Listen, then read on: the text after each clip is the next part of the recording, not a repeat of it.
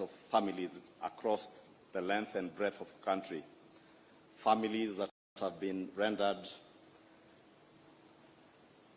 homeless. Others, Your Excellency, have lost many of their assets on account of healthcare bills. The Social Health Insurance Fund Bill, Your Excellency, will in a big way transform the social health insurance subsector of our country and assure Kenyans that they shall no longer have to lose their homes, they shall no longer be rendered homeless or become destitute in their own country on account of healthcare bills that they have incurred in hospitals.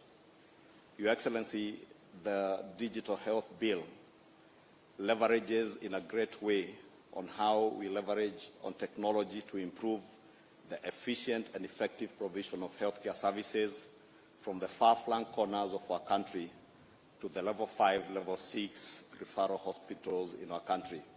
It will be possible now, Your Excellency, in due time for Kenyans to be able to have a CT scan in Elwak and have a medical consultant in Kenyatta National Hospital or Nairobi Hospital review that CT scan and be able to advise the healthcare professional back at the health center in Elwak on how to treat their patients. It is this revolutionary interventions, Your Excellency, through a very participative process that began with the Ministry of Health, and I must commend the Ministry of Health for the very detailed and participatory approach they began almost a year ago when your administration came in power. To date, Honorable, Your Excellency, my apologies, I'm used to addressing the Honorable Speaker. Your Excellency, culminating to the assent of these 4 bills today. That participatory approach, Your Excellency, culminated in what has also now anchored a new way of working between the 2 houses of Parliament, and I'm glad to inform Your Excellency that the bicameral Parliament has worked very well together, both houses, the Senate and the National Assembly. And we saw the passage of these bills in both houses. The bills that originated from the National Assembly were passed in the Senate without a single amendment, and those that emanated from the Senate were passed in the National Assembly without a single amendment, through a process where the 2 houses, both committees of health in the 2 houses were able to consult ahead of the passage of the bills and agreed on the nature and manner of amendments that they wanted passed, and they were done in each house. And Your Excellency, I believe this also lays a very firm foundation on better working systems and processes of the bicameral Parliament in our country. With those few remarks, Your Excellency, congratulations, and I do hope, Your Excellency, that you shall lead your administration in actualizing this dream of universal health coverage to the people of Kenya. Thank you, Your Excellency.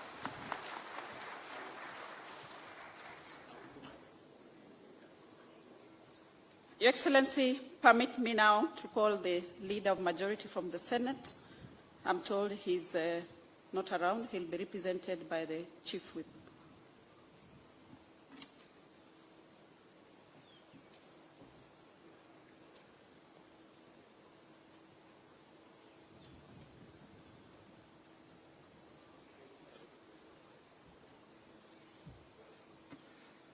Mr. President, sir, all protocols established, it is my pleasure on behalf of the Senate, elected and nominated members of Parliament, to bring their greetings and to bring their congratulations to the President and all the stakeholders, including the families back home that will be partaking of this bill.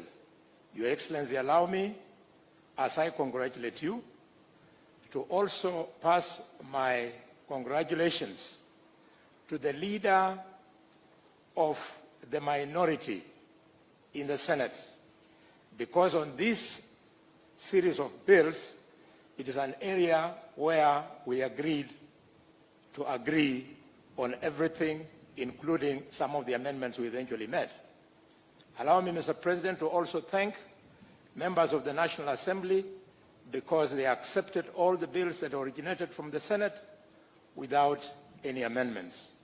Mr. President, sir, allow me also to thank the Minister and her permanent secretaries for the support that they gave us when we were debating these bills.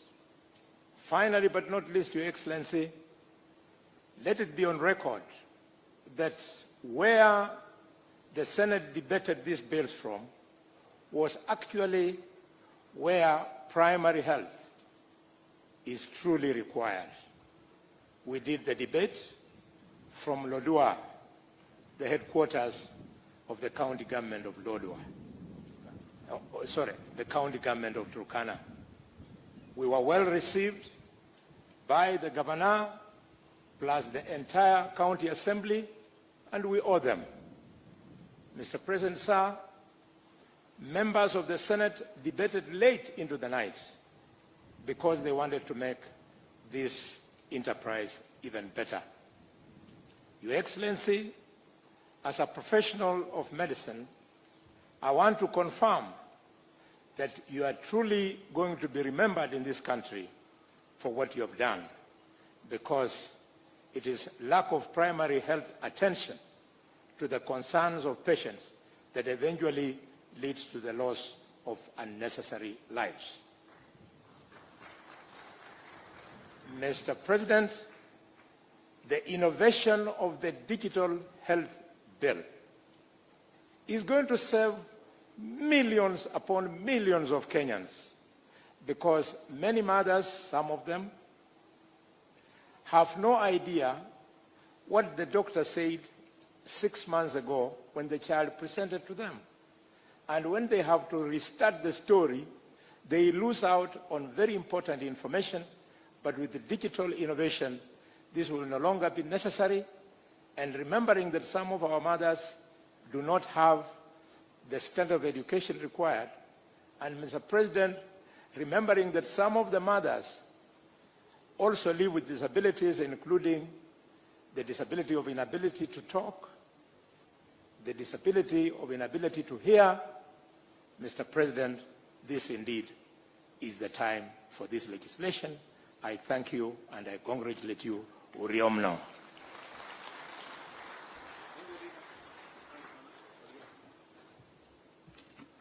Your Excellency, in the development of the bills, we worked with very many development partners.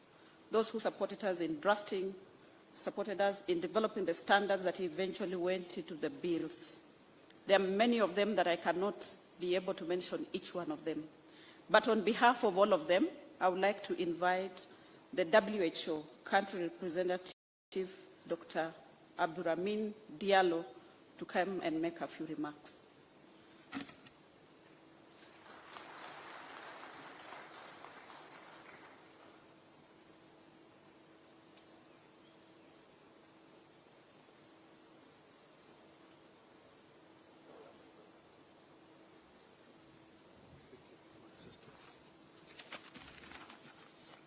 Your Excellency, Mr. President, Your Excellency, the Deputy President, please allow me to stand on the protocol already established. It is a great honor for me to be here today representing WHO and representing all the development partners to witness this historical moment of signing these very important health bills. Mr. President, little less than 10 years ago, I was called back in my country of origin, Guinea, to serve as Minister of Health to help bring to an end the worst disease outbreak in that sub-region of West Africa, the Ebola disease outbreak that started in Guinea, spread to Liberia and Sierra Leone. It was very severe. It was bad simply because the health system was not resilient in all its components. In terms of surveillance, the surveillance system was not ready at all, and we all know the importance of community-based surveillance, the ability to detect unusual events happening within communities, recording that, and transmitting that. The infrastructure was not appropriate. Human resources were not adequate in terms of quality and quantity. Diagnostics was not where it needed to be. In fact, The diagnosis was confirmed in Lyon, in France, not even in Guinea, not even in Africa. The supply chain was not where it needed to be. Your Excellency, I'm bringing those up simply to say that by signing these bills today, you enable the health system in Kenya to be resilient and ready for those challenges. It was bad. 33 out of our 38 districts were hit with 67% mortality rate. We lost 115 healthcare workers to Ebola. Again, you enable the health system today to be resilient and ready for such challenges. And I would like to congratulate you on behalf of all partners. Your Excellency, I'm not going to deliver a speech. I just want to say one simple word about the fact that you're bringing health to the communities, wherever they are, whoever they are, ensuring equity here and leaving no one behind. And those bills are in alignment with the Sustainable Development Goals, specifically SDG 3.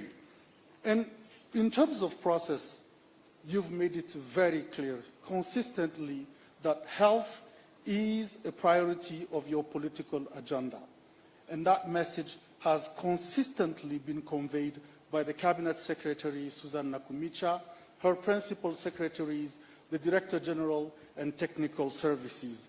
In terms of inclusion, us as development partners were always invited, we were consulted, we were at the table, so we were part and piece of this whole process, and we would like to thank your services, the department, for that inclusion, for that great partnership.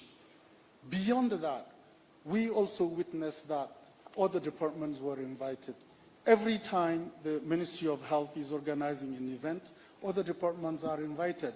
That ensures synergy, complementarity, and cohesion in the governmental action because health is at the center of development. So I would like, on behalf of WHO and once again all development partners, to congratulate you and assure you that we will be by your side. You ring, we will answer. Thank you very much.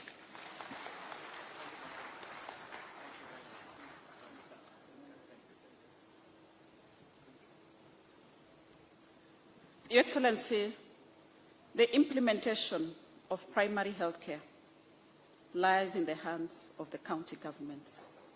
Permit me to invite the Chair of the Council of Governors.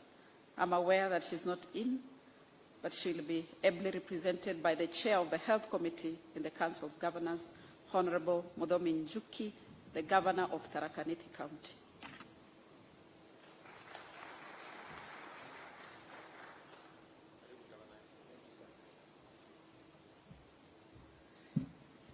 Your Excellency, the President of the Republic of Kenya, the Deputy President, and all protocols observed,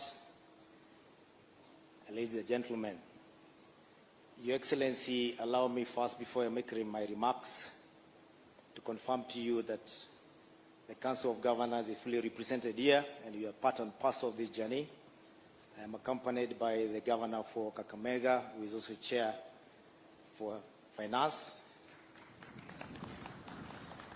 We are also accompanied by the Governor of Narok and the CUG Secretariat who are within us. Your Excellency, also allow me to thank you on behalf of the Council of Governors. You know, we are not used to bills being signed in broad daylight, in public, in glare of the public like this. We don't want to say the word, mostly they were being signed. That is why you saw that when I came here first, I walked back and I went with the bill because we are not used to these things. Apologies for that. Your Excellency, when we met in Naivasha for the summit, you are very clear in your mind to the governors that UHC must be implemented around this time. And this time round we should not fail because it has failed 3 times. And Your Excellency, today we are happy to be here today to witness and congratulate you for the record speed at which you have achieved what we thought would be achieved in several years has been achieved in just several months. On 17th of September, we were convened by the Cabinet Secretary for Health as Council of Governors to be taken through what would be contained in the 4 bills. And I confirm, and you're aware, that we raised a few issues. There was a bit of noise, but that is normal, Your Excellency, because when you're constructing a house, at the beginning, there's usually a lot of noise of several tools being used. But when it comes to the launching of the complete project, it is usually merry and happiness, like you're witnessing today. I want to confirm that we formed a technical committee composed of both the Minister of Health and Council of Governors that looked at all the issues. And I'm here today to confirm on behalf of the Council of Governors that 95% of the issues were addressed, and therefore we are contented because 100% would be a bit abnormal. Your Excellency, of the 4 bills, we have no issues completely with the 2 bills, and that is the digital health bill and the primary care health bill. The other 2 bills, we will not say exactly we have issues. We only ask that in the state they are in at the moment, they may not be implementable, but the solution would be to have regulations made in the shortest time possible so that we can make them implementable in a better state. And I'm sure with all the speakers here and the leader of majorities, that is going to be achievable within the shortest time possible. I want to thank you on behalf of the Council of Governors for making it possible for our wananchi who have been dying under the burden of the bills that are usually in every village in Kenya, raising money for bills, for medical bills. It is now going to be a thing of the past because the social health insurance bill has ensured that we will have more contribution by all Kenyans, because I don't see, even in the village, one will not be willing to contribute 300 shillings just to secure the future of the family. We want to thank you most sincerely for that. And lastly, like the Chief Whip has put, one of the biggest killers or health hazards in Kenya is not really mistreatment, but it's usually misdiagnosis. And that happens because in our health space, at the primary level, right at the village, all patients normally have a piece of paper they normally call Kitabu Hospitali. It is usually very expensive in the village. They can't afford the whole exercise book. So it's usually cut into half or quarter, and they carry that as a medical record, and it's kept like a very valuable document. But Your Excellency, people can lose IDs and passports. What is a medical record? So people always find their way back to the hospitals without that record. You're in a different county, you are treated in another different county, you have no records. And when you give the story again, you may be given the same drugs you were given 10 years ago, which failed. And as a patient, you may not be able to know. With the digital health bill, it will not be possible for the doctor treating a patient in a different county to be able to access those medical records from another county and do the right diagnosis. That will save a lot of lives, and that is what the future holds for Kenyans. And we can't thank you enough for realizing that health is one very critical thing you'll have for your people above anything else. And I finish, Your Excellency. They say that when you want to kill a dog, you give it a bad name. We had a famous or infamous, I don't want to call it a project. It's more or less an arrangement that was not well, it did not have a lot of consultation, called the MES, which we dubbed as MES, senators know, which we later said it was a necessary evil because it is equipment we're used to at the moment. We are aware they may not be being conceived with a lot of consultation, but they are there with us and we can't do without them. even as you put this together, Your Excellency, we ask you kindly to find it within your heart, not to abandon counties in this very hour of need, because they may not be able to afford the MES at the moment. Please just give it another name and roll it out to the counties so that we can save the lives. Thank you very much, and may God bless you, sir.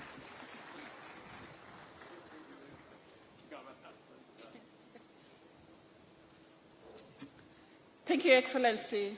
Now I would like to make a few remarks. Your Excellency, when you gave me the responsibility to take charge of the ministry and ensure that we implement universal health coverage, let me disclose that for a minute, I felt a little bit inadequate, despite having the health background. But I want to thank you, because besides me as your advisor, you also have your advisors in the Economic Council. And the secret of our success today, Your Excellency, is that I sat with your advisors in the Economic Council, and I told them, you know very well, I am the advisor to the President. Therefore, we can only make a team. Your Excellency, Dr. Mwai has made great contribution. Your Excellency, Dr. Thuranira has made a big contribution. Your Excellency, Dr. Leah has made a big contribution. Those are members who are your advisors in the Economic Council, but I made them and turned them into my own advisors, and we have been working as a team to deliver on the responsibility that you gave us. Your Excellency, when we sat down and we agreed that for us to deliver universal health coverage, we must learn from the past mistakes and see what is it that we need to do as a ministry to ensure that this time round it does not fail as per your instructions. Your Excellency, we came up with 4 main pillars. The pillar on human resource for health. And we have been working together with all stakeholders. And today I'm happy to see that all stakeholders, or majority of them, are represented here. Dr. Davji, karibu sana, and let's work together. Your Excellency, we are in discussion, and in Kapkatet yesterday, we made a health workforce Kericho declaration. And one of the things that we agreed, Your Excellency, is that in the next 24 months, we are going to have a harmonious working relationship with all the unions, so that we ensure that we deliver on universal health coverage. We have many other issues or clauses in the declaration, and we have given ourselves timelines, because each one of them must be achieved. The second pillar of universal health coverage is on health commodity security. We have made tremendous efforts towards progressing that. While we began with ensuring that we reform Kenya Medical Supplies Authority, and I can confirm to you, the board that we have, the leadership that we have is now on track. And last week on Friday, you yourself witnessed what the team has been able to do. Your Excellency, when we came into office, the fill rate for orders that have been requested by the county governments was at 40%. As we speak today, Your Excellency, I have received feedback from many counties that we are now headed to 70%. And that is how we are working, Your Excellency. We are focusing on local manufacturing. We have brought all of them together, and we are working together to ensure that we achieve that you have given us to achieve. Your Excellency, the third pillar was on technology, that we ensure we leverage on technology to provide health care or health services to Kenyans. We have worked very hard. I must acknowledge that that was one of the most difficult pillars, but we have made a headway. That we now are sure that we are going to create a superhighway where all facilities can connect into and be able to provide services.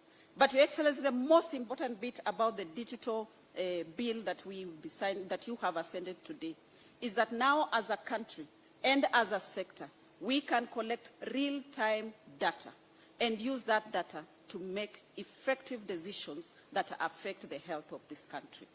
And Your Excellency, again, importantly, that now we are going to network facilities into a primary care network using the digital technology that has been provided. We have worked very well with support from my colleague, CS Owalo, who has ensured that infrastructure has been laid in facilities, and we are now on the second layer of ensuring that we operationalize those facilities, Your Excellency. The fourth and last pillar, Your Excellency, is the one on on health financing. We have made a lot of progress. And today, signing of these bills, the social health bill, Your Excellency, as a woman, as a mother, as somebody with health information or who has been in the sector, this is the day that the doctors say that the mother who is pregnant is quickening. We have started now kicking as a ministry because we know that with the social health bill that you have now ascended into law, we are going to move forward, Your Excellency, because there are 3 funds that we have created in there. The primary health care fund to ensure that the primary level is publicly financed. The social health fund, Your Excellency, for many years, and many Kenyans have given us feedback, that they were not able to know what is it that they are covered for. Despite paying 500 shillings, they did not know what their benefit is. We have worked with the team, Your Excellency. Now we are clear on what is the benefit as soon as you make your payment. What is it that you are entitled to? Your Excellency, we have removed exclusions. We have removed limitations that now Kenyans will be able to access services and we shall not be able to leave anyone behind. Your Excellency, we are working very hard at the ministry. As the person in charge of the orchestra, I must acknowledge that the team has been working well. There are some strings that need a light touch and they give you the melody that you want. There are some strings that need a heavy touch and still they'll give you the melody that you want. But what you see today, Your Excellency, is a culmination of the efforts of the people at the ministry.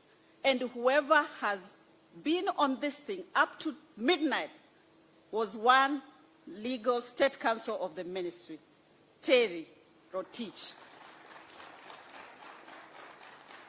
Your Excellency, she guarded these bills as though she was guarding a presidential vote, up to midnight. I remember very well, it was 23:45. She sent me and she said, Madam CS, here they are, no comma change, no full stop change. Thank you very much, Terry. Your Excellency, we shall continue to produce the melody that you have asked us to produce to ensure that this country achieves universal health coverage. Today we have laid the foundation stone, and I am sure, I'm persuaded as a Christian, we have laid it on the solid rock. We are going to move, Your Excellency. We have had a very good week in Kapkatet. We have demonstrated to Kenyans that we are ready to go. And today I'm happy that now all our decisions are anchored on a law. We have already started working on the regulations. We are going to involve all stakeholders. And in the next 2 months maximum, Your Excellency, the regulations are going to be ready. Now, with those many remarks, I would like to invite His Excellency, the Deputy President, to make his remarks. Thank you, Your Excellency.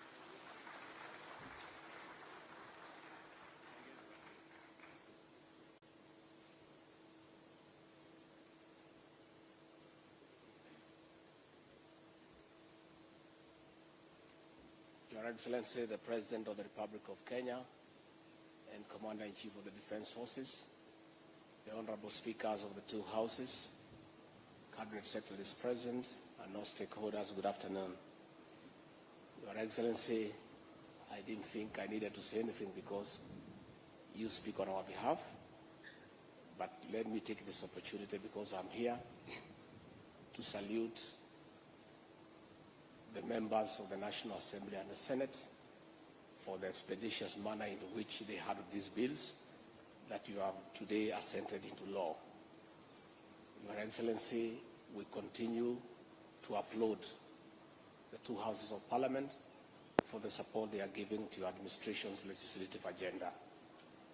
Your Excellency, what now your assent means is that we who work under you have everything to do to implement these laws in turning around healthcare architecture for the benefit of the people of Kenya. But I would like also to take this opportunity to say, much as Parliament has worked very hard, the CS of Health and her team have worked very hard. Your Excellency, your personal leadership in this matter has been very momentous. For the last 1 year, you have chaired countless meetings that gave birth to these bills that you have today assented into law. You have been very keen and categorical that a healthy nation gives way to a prosperous nation. So the journey that we have started today with the assenting of the bills will turn around the healthcare architecture for the benefit of the people of Kenya. And Your Excellency, I want to confirm that I have been around the country, and since your launch of the community health promoters with 100,000 kits, the impact of that intervention, Your Excellency, is already being felt on the ground. And the focus on preventive medicine as opposed to curative medicine will ultimately save this country on the health bill. There is data and research has shown that the cost of curing a disease is 9 times the cost of preventing one. So therefore, Your Excellency, this intervention in another 4 or 5 years will also bring down the cost of the health bill. Let me also take this opportunity to thank the county governors and their county governments for the way they continue to work closely with the national government, health being a devolved function, and I have no doubt in my mind that this collaboration will continue so that these laws can have an impact for the people of Kenya.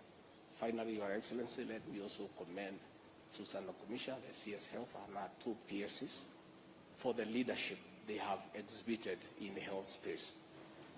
Susan Nakumisha is committed, she is focused, she has passion and zeal.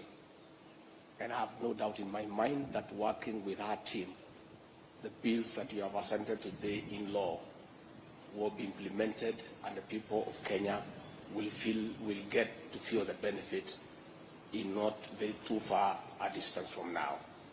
With those very many remarks, it's now my honor and privilege to invite the President of the Republic of Kenya to address the nation by making his remarks. Mr. President.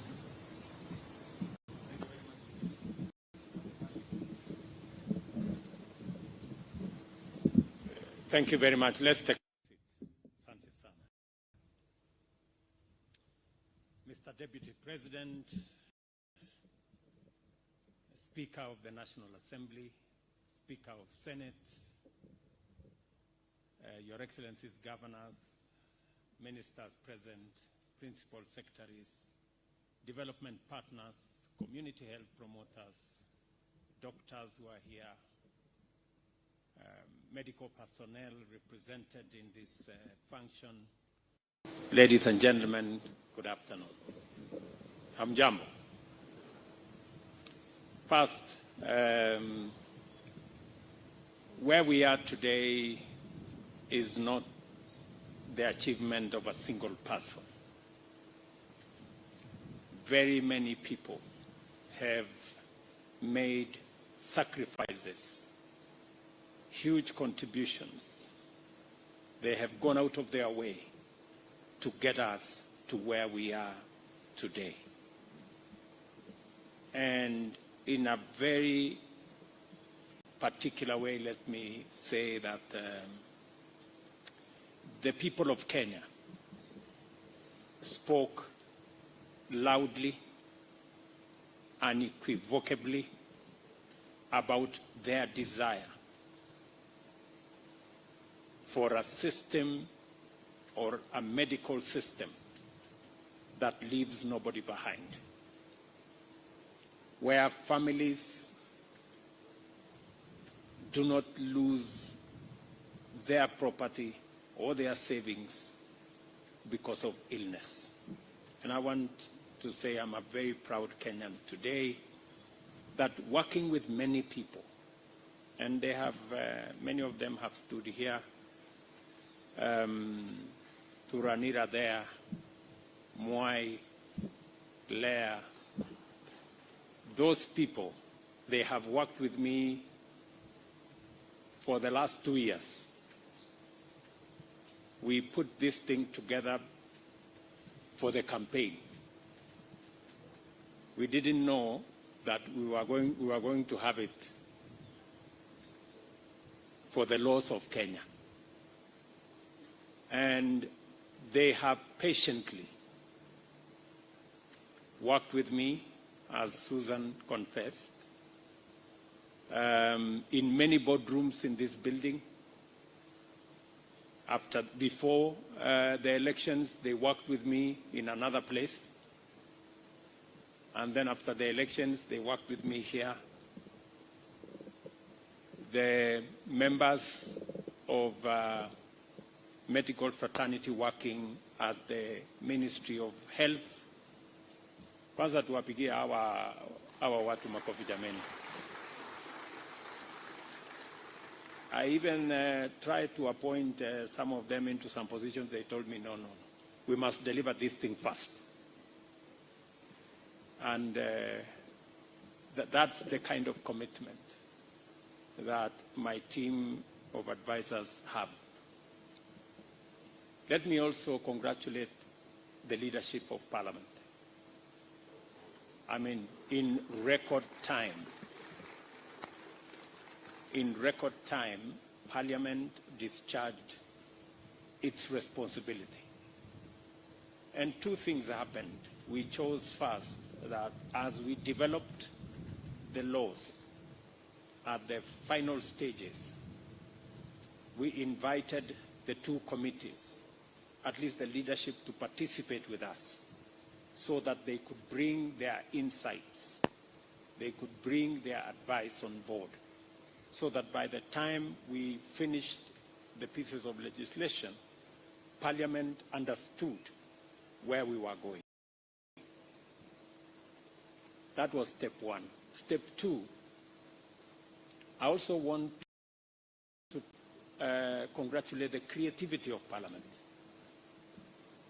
That on the bills that started at the Senate, members of the National Assembly who still thought they needed to be fine-tuned, gave the amendments they wanted to their colleagues in the Senate.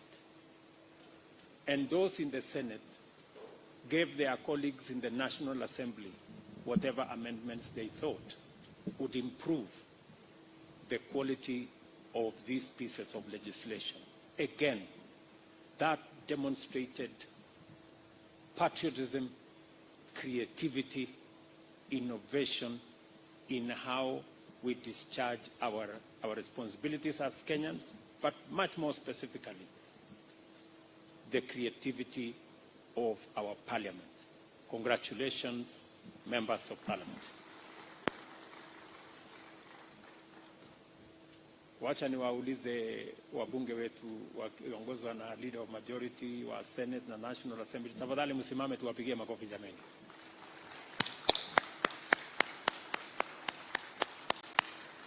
Thank you very much. Through you to your colleagues in Parliament, the people of Kenya appreciate the kind of sacrifice and commitment and input you have made. I cannot forget the two speakers for their wisdom. Both these two gentlemen are great leaders. Thank you very much. I know we spoke often on what needed to happen, and they provided guidance together with the clerks of our National Assembly, Njoroge and Nyegenye. I want to say thank you very much, gentlemen. Your contribution is immense, and we don't take it for granted. To our Council of Governors, we want to say we are truly grateful for your partnership. I did commit to our county governments that this administration will not undermine our county governments, and that this administration supports fully county governments in the discharge of their responsibility on health and their mandate on health. and that we are going to work together to make sure that counties succeed. Because when counties succeed, Kenya succeeds. And I want to say we congratulate you for your input, as always. And the encouragement that we've gone through this together. And I want to give you my assurance, Chair, my friend Onesmus Mudominjuki. I want to give you my assurance that we will not let counties down, especially on the subject of health, because by letting counties down, we will be letting Kenya down, and that we will not do. As you have said correctly, there will be a follow-through with regulations that will underpin some of the specific items of these pieces of legislation. A lot of work has gone into the development of regulations. We will now take them through the processes, making sure that the public have a say, making sure that all the other stakeholders are brought on board, so that we can have the chance to implement universal health coverage this time round and succeed. It is the one thing that we must get right. Because Kenyans collectively aspired for quality, affordable, and accessible healthcare system. Not for a short time. We've been here for a very long time. Speaker Wetangula will remember in 2012 with President Kibaki, we tried, but we didn't quite get it where we wanted. We tried again in 2017, 2018, but the trials that went in Nyeri, Isiolo, Kisumu, and one more county, there were 4 counties, and Machakos. You remember they failed. The whole thing collapsed. And it was because it needed some thorough thinking. And that is why this time round we decided to create a firmer base based on legislation. And therefore, since independence, significant efforts have been made. But we have never quite gotten where we've always wanted. But that is changing today. We have reached a pivotal moment in our quest to reshape our healthcare delivery system. Today, 4 crucial bills for the implementation of universal healthcare have become law. These laws, together with various policies, strategies, and regulations that will be subsequently implemented, including the community health policy and primary health care and health financing strategies, will lay the firm foundation for the biggest change in our healthcare system ever witnessed. In the Kenya Kwanza Manifesto, we committed to achieving universal health coverage using various instruments.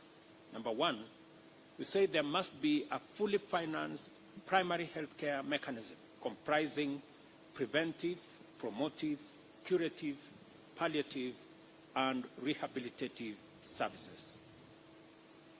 We also undertook that there will be integration of ICT into our healthcare ecosystem to enhance telemedicine, health management information systems, mobile health, and especially the portability of health records, as was explained here by Mudomi Njuki when he said that health records are in all manner of shapes.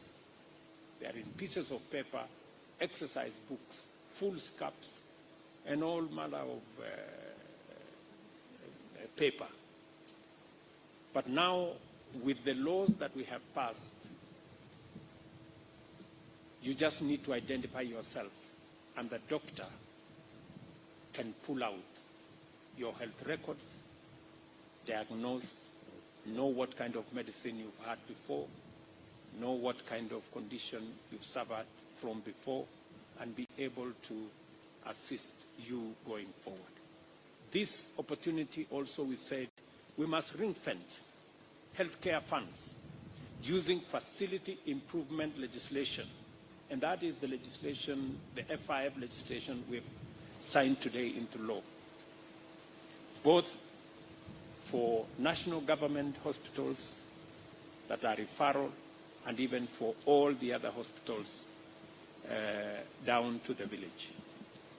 This is to protect money that we collect from healthcare facilities not being used to construct pavements or gates or other pieces of infrastructure, but so that there is adequate resources to make sure that there is replenishment of health commodities, there is improvement of health facilities, and that we enhance the quality of delivery of our health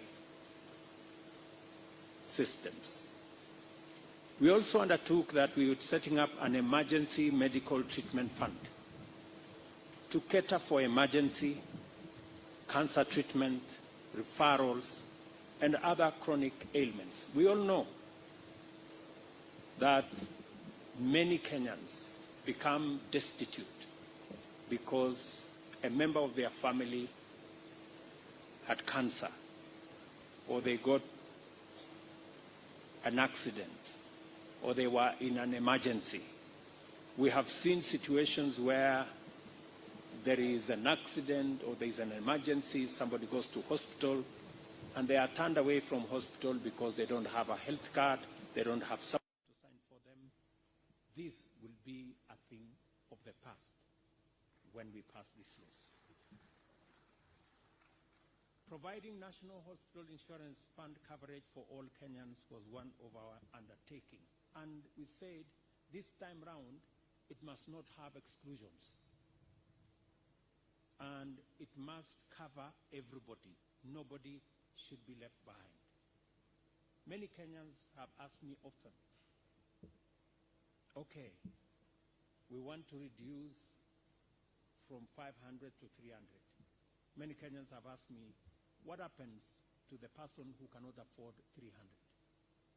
I want to say, under the laws we have passed, even those who cannot afford 300 will now have an opportunity to have an insurance cover, so that we can truly say no Kenyan will be left behind. And of course, to strengthen our human capital resources so that we can deliver on this whole universal health coverage endeavor. The enactment of these laws, the Primary Health Care Act 2023, the Digital Health Act 2023, the Facility Improvement Financing Act 2023, and the new Social Health Insurance Act 2023 provide a legal and institutional framework for a new dawn in our healthcare system. With health insurance coverage at a low of only 26% nationally, out-of-pocket costs are decimating families and keeping sick people away from treatment. The new Social Health Insurance Act will now address financial barriers to healthcare and the existing challenges faced by NHIF by establishing the Social Health Authority. This law will repeal the current National Hospital Insurance Fund Act and establish 3 new funds as follows: the Primary Health Care Fund, the Social Health Care Fund, the Emergency, Chronic, and Critical Illness Fund. These funds will ensure public-funded primary health care, emergency care, and universal health insurance, while also promoting equitable access to quality health services. The Primary Health Care Fund will finance services from health facilities at level 1 to level 3, while the Social Health Insurance Fund will cover services at levels 4 to 6. The Emergency, Chronic, and Critical Illness Fund will fund emergency and chronic illness costs once social health insurance is depleted. This fulfills the express wishes of Article 43(2) of the Constitution, which provides that no Kenyan should be denied emergency medical services. As you're all aware, this has not been the case so far. The Primary Health Care Act addresses the current health imbalance in Kenya by emphasizing preventive and promotive health services. The Act introduces a framework for the effective delivery of primary health services through networks that include all providers, whether they are public, whether they are private, or even faith-based. Kenyans have voiced their desire for change in healthcare, highlighting high costs and limited access to curative services. In response, we are committed to a community health approach that emphasizes prevention and promotion. Less than a month ago, we flagged off the kits that over 100,000 community health promoters will use in our counties. Tomorrow, during the Mashujaa Day celebration, we shall unveil these promoters and deploy them countrywide. Each community health promoter will be responsible for 100 households, and they will have kits and phones to enable them work effectively, efficiently, and in an accountable manner. The national and county governments will share the responsibility of stipends for the promoters, and our goal is to bring healthcare directly to Kenyans' doorsteps, significantly improving accessibility and affordability. The Facility Improvement Fund Act will counter the decrease in funding for public health facilities which often lack the requisite levels of investment, leading to a lack of autonomy, fragmented services, and poor outcomes. This law will entrench financial and managerial autonomy to enhance decision-making, efficiency, and community involvement in the management of facilities. While some counties have attempted to ring-fence health funds, only 26 out of 47 have succeeded. The Act provides guidelines to ensure a unified approach to facility autonomy, enabling them to independently retain and manage funds, ultimately improving resource availability, quality of services, and also enhance efficiency in the delivery of health. The Digital Health Act will streamline the adoption of technology in the health sector, enabling improved data sharing and resource utilization. This law will address the existing legal and regulatory gaps in the framework for e-health ecosystem and its data life cycle, enabling the development of standards for the provision of mobile health, telemedicine, and e-learning in matters around healthcare. It has the potential to personalize patient care, improve quality, and empower communities. Our national healthcare journey has been long and at times painful. Indeed, most Kenyans have always insisted healthcare is the public service that they want the most. It is their #1 priority. Today, we have made a significant step towards making healthcare universal for all Kenyans. I thank and commend the people of Kenya for actively shaping these laws through various public engagement platforms. I also thank, as I have said, the Council of Governors, county governments, development partners, and there are many. I know this event was convened at short notice. There are many development partners who have come through and supported us in this endeavor. And of course, the National Assembly, the Senate, our collective body of Parliament for doing a fine job. These laws will transform healthcare in Kenya. They will save lives, empower communities, and make us a stronger and a healthier nation. Congratulations to everybody. We will be seeing off the community health promoters tomorrow. I wish you well. Asanteni sana. God bless you. Na tuonane kesho. Thank you.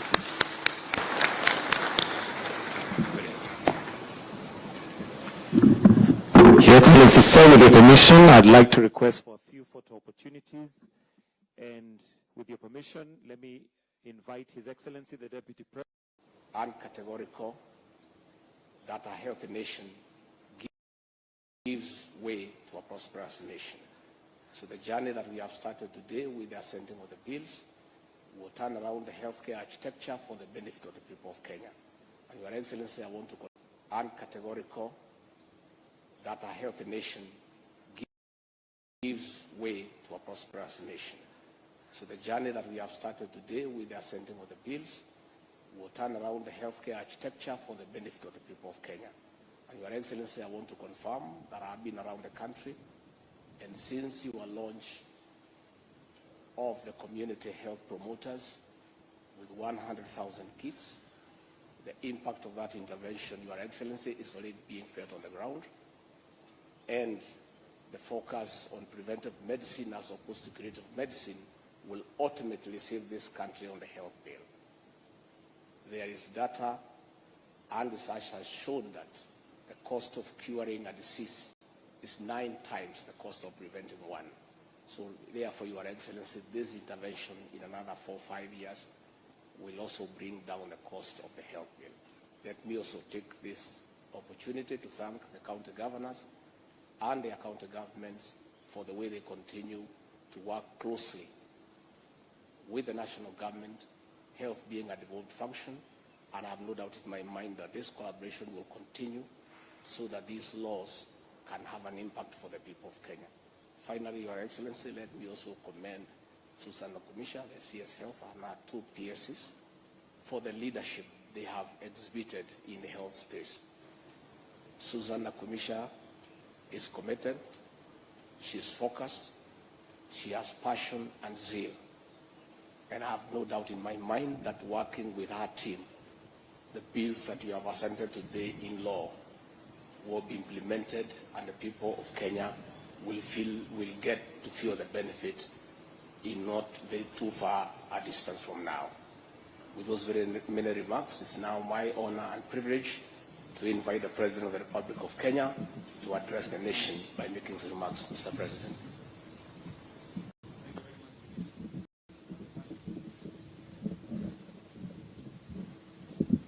Thank you very much. Let's take seats. Mr. Deputy President, Speaker of the National Assembly, Speaker of Senate, Your Excellencies, Governors, Ministers present, Principal Secretaries, Development Partners, Community Health Promoters, Doctors who are here, medical personnel represented in this function. Ladies and gentlemen, good afternoon. Hamjambo. First, where we are today is not the achievement of a single person. Very many people have made sacrifices, huge contributions. They have gone out of their way to get us to where we are today. And in a very particular way, let me say that the people of Kenya spoke loudly, unequivocally about their desire for a system or a medical system that leaves nobody behind, where families do not lose their property or their savings because of illness. And I want to say I'm a very proud Kenyan today that working with many people, and they have, many of them have stood here, Turanira there, Mwai, Lea, those people, they have worked with me for the last 2 years. We put this thing together for the campaign. We didn't know that we were going to have it for the laws of Kenya. And they have patiently worked with me, as Susan confessed, in many boardrooms in this building. Before the elections, they worked with me in another place. And then after the elections, they worked with me here. The members of medical fraternity working at the Ministry of Health. Kwanza tuwapigie hawa watu makofi jameni. I even tried to appoint some of them into some positions. They told me, no, we must deliver this thing first. And that's the kind of commitment that my team of advisors have. Let me also congratulate the leadership of Parliament. I mean, in record time, Parliament discharged its responsibility. And two things happened. We chose first that as we developed the laws at the final stages, we invited the two committees, at least the leadership, to participate with us so that they could bring their insights, they could bring their advice on board, so that by the time we finished the pieces of legislation, Parliament understood where we were going. That was step one. Step two, I also want to congratulate the creativity of Parliament. That on the bills that started at the Senate, members of the National Assembly who still thought they needed to be fine-tuned, gave the amendments they wanted to their colleagues in the Senate. And those in the Senate gave their colleagues in the National Assembly whatever amendments they thought would improve the quality of these pieces of legislation. Again, that demonstrated patriotism, creativity, innovation in how we discharge our responsibilities as Kenyans, but much more specifically, the creativity of our Parliament. Congratulations, members of Parliament. Wacha niwaulize wabunge wetu wakiongozwa na leader of majority wa Senate na National Assembly. Tafadhali msimame tuwapigie makofi jameni.